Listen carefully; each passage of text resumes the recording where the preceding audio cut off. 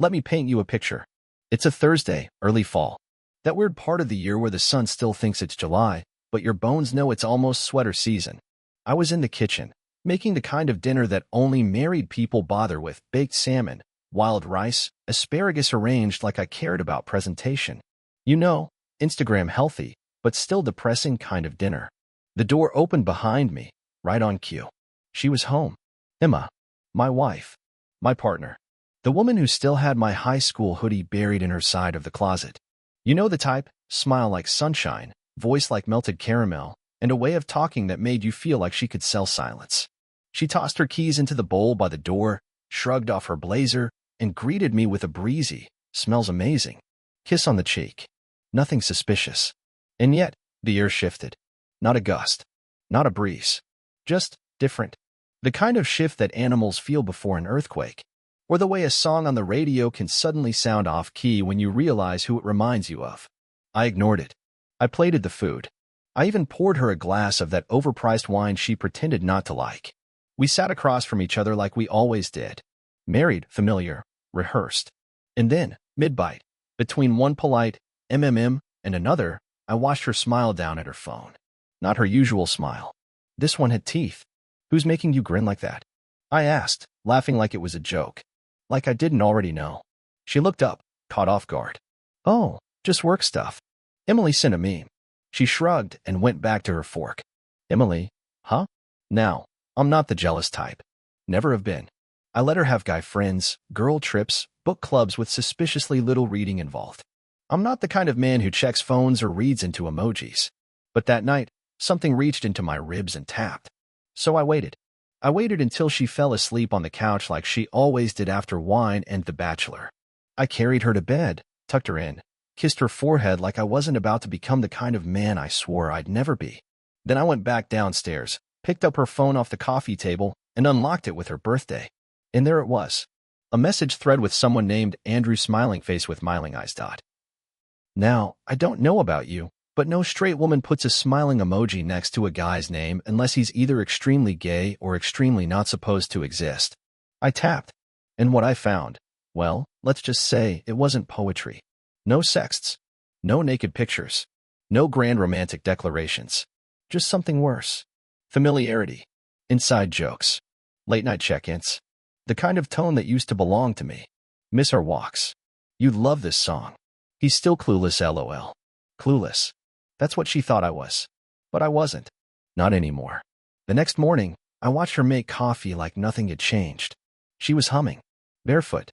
Hair up in that lazy bun she wore when she wanted to seem effortlessly beautiful. The same bun I used to think was just for me. I sat at the kitchen island, pretending to scroll my phone, but I was watching her like a scientist observing a rare bird. She poured the oat milk just right, gave the mug a stir, and slid it across to me. "Your usual," she smiled. It hit me then, that smile.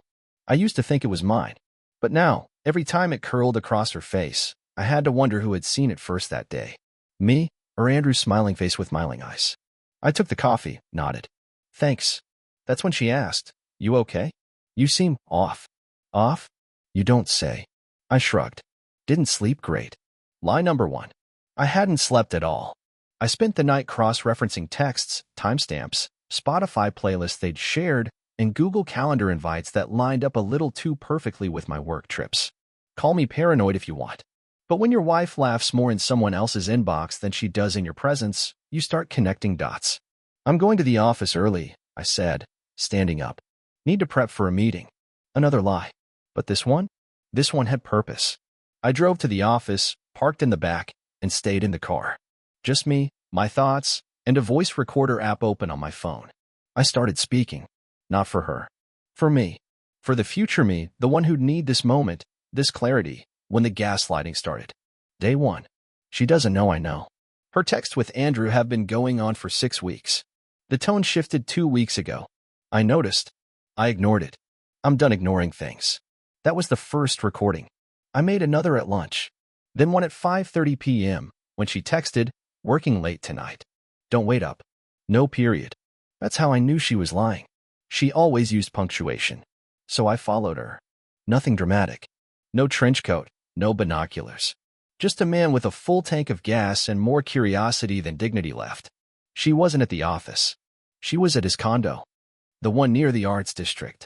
I know because I watched her buzz herself in like she'd done it before. No hesitation. No second guessing. She belonged there. Not like a stranger sneaking around. Like someone expected. She stayed an hour. Then two.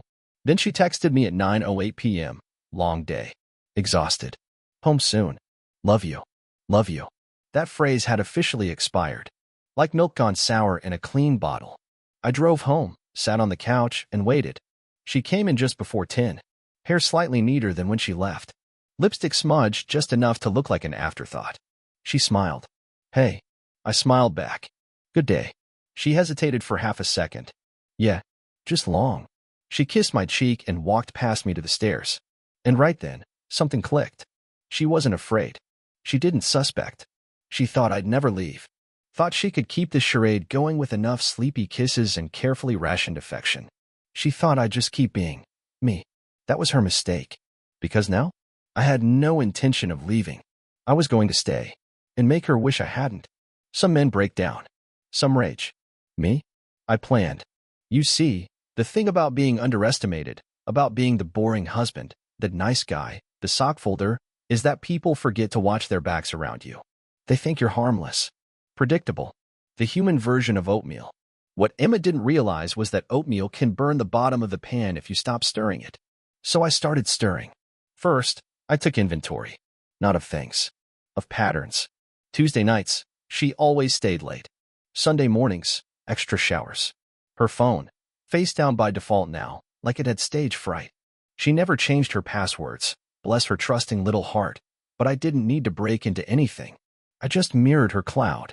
Synced her backups to a secondary drive I bought off Craigslist for $20. Not a hacker move. Just a husband with Google and motivation. The first week, I got her texts. The second, I got access to her shared photo albums. And let me tell you, it wasn't the pictures that hit hardest. It was the captions. Lazy Sunday, missing you already relieved face. From our porch, wearing my hoodie, holding his hand out of frame like a shadow behind a smile. Still, I didn't confront her. I didn't scream. I didn't even stop making her coffee. No, I went quieter. Sharper. I started redirecting packages from our shared Amazon account to my brother's place. The same brother she always rolled her eyes about. Mike's a mess, she used to say. Well, now Mike had a GoPro, 2 motion sensors, a box of legal folders, and a burner phone with prepaid minutes. All sent under the radar, billed to a card she didn't know I had. Why? Because I was building something. Not revenge, not yet. Not even evidence, technically. I was building clarity. If she ever tried to rewrite history, I wanted the footnotes. If she ever tried to cry, spin a tale, make me the villain, I wanted the receipts alphabetized. And if she ever pushed me far enough, I wanted something more than just righteous anger. I wanted precision. The best part? She kept feeding me more. Like the night she came home smelling like eucalyptus and bourbon. Oh, she said, spa night with the girls. She had a bruise on her neck, half hidden under a scarf she never wore in October. I didn't mention it. I just filed it away. Timestamped. Geotagged. Because that's what you do when you're not ready to strike, but you're done pretending it's fine. People think revenge is some firework moment, a blowout, a scene, a finale. But the best revenge? It's quiet. It's slow. It's made of whispers, not screams. And it starts with 3 simple words. Play dumb longer. There's something you need to understand about trust. It's not love. It's not respect.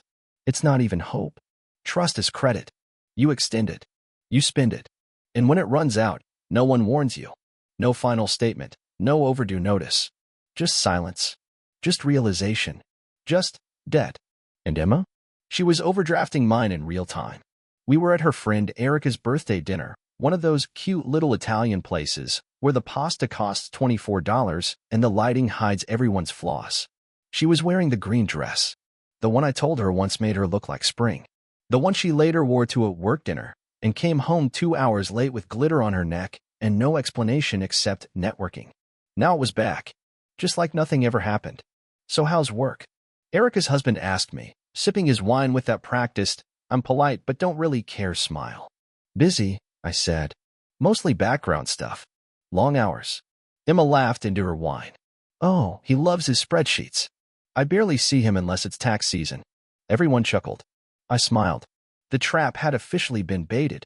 Because here's the thing, I was working. Just not the job they all thought. I had pulled every bank statement for the past 6 months, tracked every transfer, and buried in the middle of all that noise were a few recurring charges, small, precise, and completely unfamiliar. A boutique hotel downtown, twice a month. A second Uber account, tied to her old college email. A florist with no deliveries to our address. You know what they say, if the details don't match, the story's fake. So I started my own little story. A fictional version of myself, complete with a new routine. I told her I was joining a cycling group. Monday nights. No phones allowed. Just exercise and camaraderie. She practically glowed with permission. That's great. You need more guy time. Translation. Good. That gives me more Andrew time. What she didn't know was I wasn't anywhere near a bicycle. I was in a cafe across the street from Andrew's apartment, documenting every moment she thought was hers alone. The way she hugged him on the sidewalk, fast and casual. The way she laughed when he touched her back. That loose, reckless body language that said, "This is home now." I filmed it all. Not because I was planning to use it immediately, but because I knew she'd lie. Eventually. She'd say it was emotional, not physical. She'd say it was a rough patch, not an affair. But rough patches don't come with hotel keycards. I kept every receipt. Now, back to the dinner. She was telling a story. Some throwaway anecdote from work that involved names I didn't recognize anymore. Her hands moved when she talked, like she was sketching in the air. And she wasn't wearing her ring. I doubt she even noticed. So, Erica said at one point, turning to us both, "Any plans for your anniversary? It's coming up, right?" My fork paused midair. Emma blinked. "Oh, wow, yeah. I forgot." Everyone laughed again. I did too. But it felt like something inside me had just finally shut off, like a porch light flipped off at midnight. "No plans," I said with a smile. "Not yet. Anyway." We drove home in silence. Not the tense, dramatic kind. Not yet. Just the quiet that comes from two people rehearsing two different scripts. When we got inside, she kicked off her shoes, grabbed a bottle of water, and sighed. "I'm wiped," she said. "Mind if I crash early?" I shook my head. Not at all. She didn't kiss me goodnight. She hadn't in weeks. Maybe months. I stopped keeping count when it got sad. After she disappeared upstairs, I walked into the den, pulled out the envelope I'd been building for weeks, and laid it on the table. Not open. Not threatening. Just visible. Inside it were photos. A list of hotel visits with dates. A printed transcript of messages between her and Andrew. She deleted them from her phone, bless her heart. But the cloud remembers everything. I left it there all night. And when I came down in the morning, it was gone. She didn't mention it. She didn't ask. She made coffee. Played a podcast. Checked her email like it was just another Tuesday. And that? That confirmed everything I needed. Because silence is confession in slow motion. She didn't deny it. She didn't panic. She just adjusted. Like someone who knew the bank was closing but hoped to slide one last check through the door. Later that day, I got a text. From him. Not Emma. Not a mutual friend. "Andrew, I think we should talk." Now that was unexpected. I didn't reply. I just stared at the message and thought about how little control Emma had now. You see, I hadn't confronted her. I hadn't screamed. I hadn't burned her clothes or outed her to her friends. But she had already panicked. Because when the benefit of the doubt dries up, all that's left is proof. And I had more than enough. So I texted Andrew back. Not to fight. Not to warn him off. Just 5 words. "Meet me Thursday. Your call." That would be the day I made the first move. Not out of anger. Out of strategy. Because betrayal is messy. But revenge? Revenge is clinical. The funny thing about cheating men is that they always think they're special. Not just sneaky special. Like they've unlocked some ancient code of human connection because a married woman whispered, "You're different." Andrew had that look. We met in the corner booth of a quiet cafe, the kind with Edison bulbs and overpriced muffins. I arrived early. He arrived exactly on time. He wore confidence like cologne, too heavy, too obvious, the kind that clings to your clothes after he leaves the room. His shirt was slightly wrinkled. His hair was too neat. I pegged him in one glance. Corporate strategist, probably practices apologies in the mirror, and definitely believes he's the safe guy women should have picked the first time around. "Thanks for meeting me," he said, sliding into the booth like this was a job interview, not a reckoning. I didn't shake his hand. Just nodded. He looked around. nervous, but trying not to show it. Look, I didn't expect this to get complicated. I sipped my coffee. And yet, here we are. He winced. Right. A long pause stretched between us. He cleared his throat. She told me it was over. With you. That you were just coexisting. Roommates. That you hadn't, been close in a long time. Oh, the classics. She say that before or after the hotel room? I asked calmly. He blinked. No judgment, I added. I just like knowing the timeline. He shifted in his seat, suddenly realizing I wasn't angry. I was prepared. That's when his expression changed. He wasn't just meeting a husband now. He was meeting an architect. I didn't know at first, he said quickly. We started talking after a project at work. It wasn't like we planned for this. They never do. Look, man, I didn't come here to fight. Good, I said. Because I don't fight. I document. I watch. And eventually, I decide. He leaned back, suddenly unsure if he'd walked into a trap or a negotiation. I slid a small envelope across the table. Do yourself a favor. Open it later. What is it? Insurance. Yours. Or hers. Depending on what day it is. He didn't touch it. Let me ask you something, I said. Do you love her? He hesitated, just long enough to answer me without answering.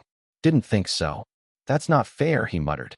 No, I replied, but it's accurate. He ran a hand through his hair. So what now? What do you want from me? Nothing, I said. That's the part you're not used to.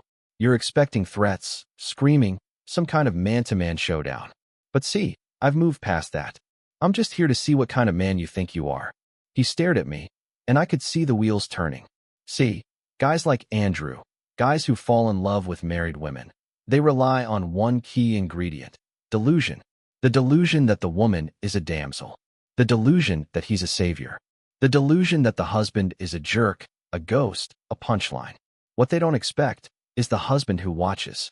The husband who doesn't lash out, doesn't plead, doesn't beg.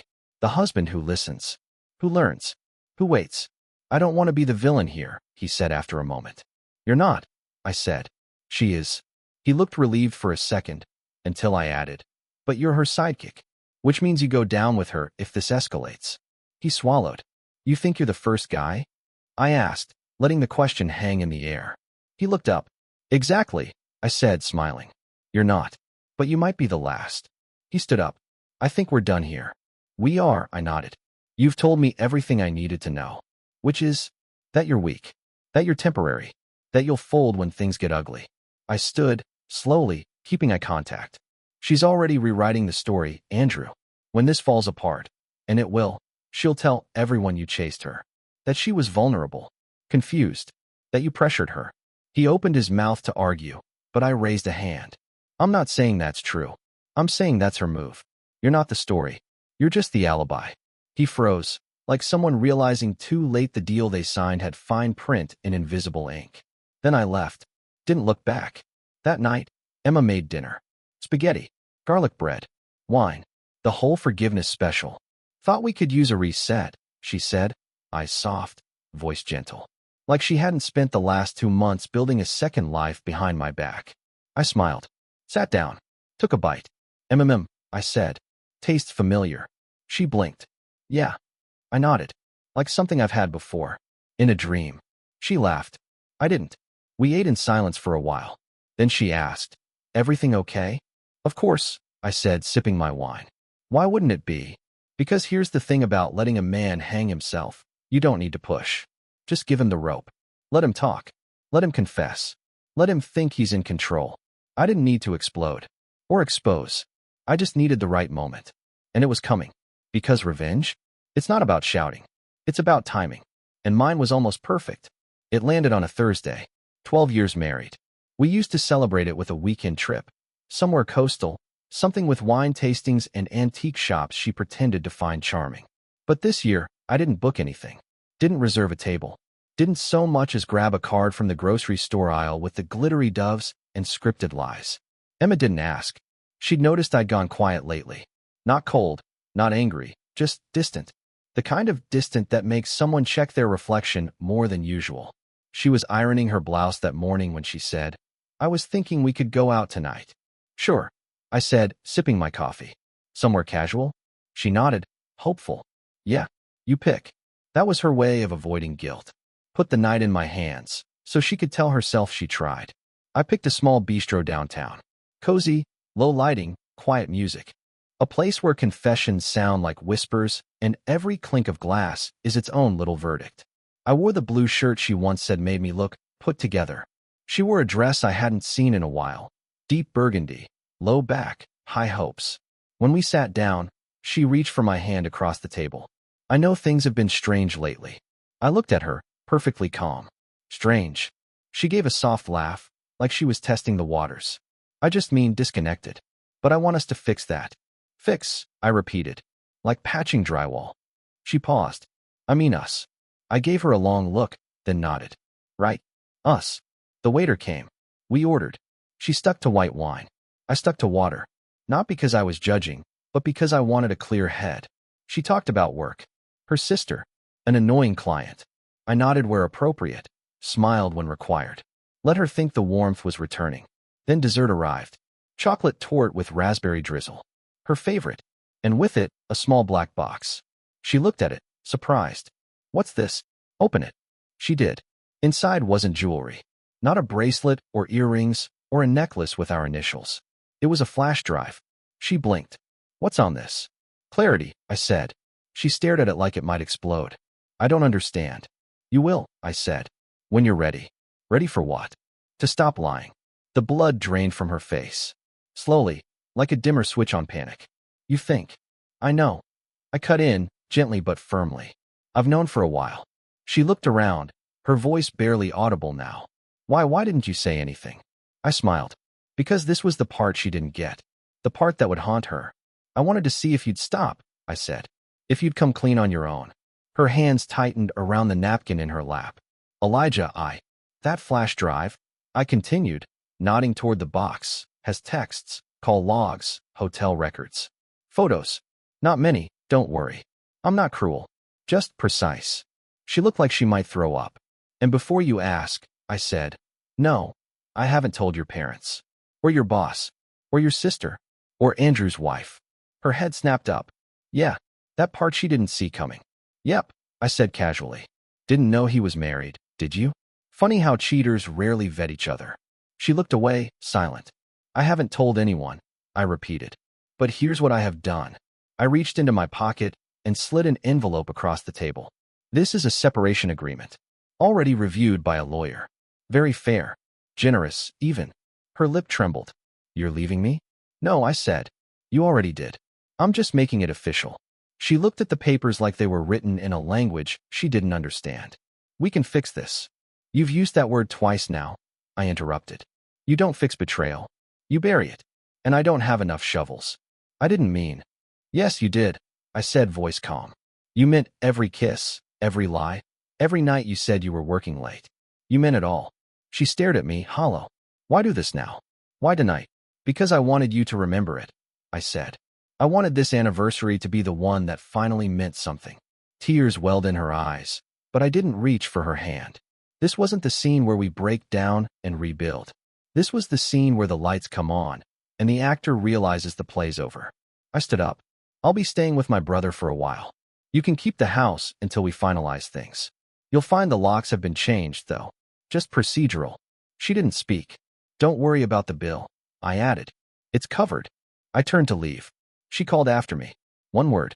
Not my name. Just, please. I paused. Not out of hope. Out of courtesy. Then I said, happy anniversary. And walked out. She called that night. Then texted. Then emailed. The subject line read, please read this before you decide everything. But see, Emma still thought she was in a negotiation. That she could toss me a few tears, slap on the mistake label, and I'd fold like a cheap lawn chair. I didn't respond. That's when the guilt campaign began. I don't even know how it got this far. You've always been so calm. Why now? You're destroying us over something that barely happened. And the classic. I miss you. Not I'm sorry. Not I was wrong. Just I miss the stability you gave me while I chased chaos behind your back. Then Andrew's wife messaged me. That flash drive? It had a twin. And the twin had a forwarding address. Her name was Melissa. 2 kids. Mortgage. 3 dogs and a retirement plan. I didn't write a message. Just attached 3 files. She replied, thank you. I've suspected for months. You just gave me proof. I don't know what happened in their house that night, but I know what happened in mine. Absolutely nothing. Just peace. The kind that makes you sleep 8 straight hours without dreaming of second chances. It was Tuesday when Emma showed up again. She knocked, not rang. Smart. I opened the door and found her standing there in jeans and that old college hoodie she'd stolen from me freshman year, the one she always used to wear when she wanted to seem soft. Vulnerable. She looked around. You moved the bookshelf. Yep, I said. Matches the silence better now. She nodded, eyes glossy. I came to get the ficus. You never water it. Fair, I said, stepping aside. She walked in slowly, scanning the room like it might hold some ghost of the man who still loved her. But all she saw was organization. Clean surfaces. Clarity. She picked up the plant. Hesitated. Do you still love me? She asked. It wasn't a trap. It was a test. And here's the truth she never expected. Yes, I said. But I don't need you. She froze. That's the one thing people like her can't handle. Not hate, not anger, but freedom. She whispered, You don't mean that. I shrugged. I mean it every day now. She looked at the bookshelf one last time, as if it would speak for me. Then she left. And this time, she didn't look back. The strange thing about peace? It's loud at first. You expect music, closure, maybe a phone call from the universe congratulating you on your maturity. Instead, you get your own voice bouncing off the walls, asking, Was that really it? But over time, the quiet grows softer. You stop checking your phone. You stop rehearsing arguments that will never happen. You stop wondering if she'll wake up and realize what she threw away. She won't. They never do. She tried reaching out again, of course. Letters. Calls. A playlist titled, For Us. I didn't listen. Because I remembered what she said once, folding laundry with her back to me. I think you're just too safe. Well, I hope she enjoys her fireworks. But me? I'm building a fire that lasts. 6 months later, she sent one last message. I know you don't want to hear from me. I respect that. But could you do me a favor? Could you forgive me? I sat with it for a long time. Then I wrote back. I already did. Because forgiveness isn't for the one who broke you. It's for the one who rebuilds. And as for revenge? It wasn't the flash drive. It wasn't the envelope. It wasn't even leaving her with the wreckage she created. It was this. Letting her live with the knowledge that I walked away with nothing and still ended up with more than she ever gave me.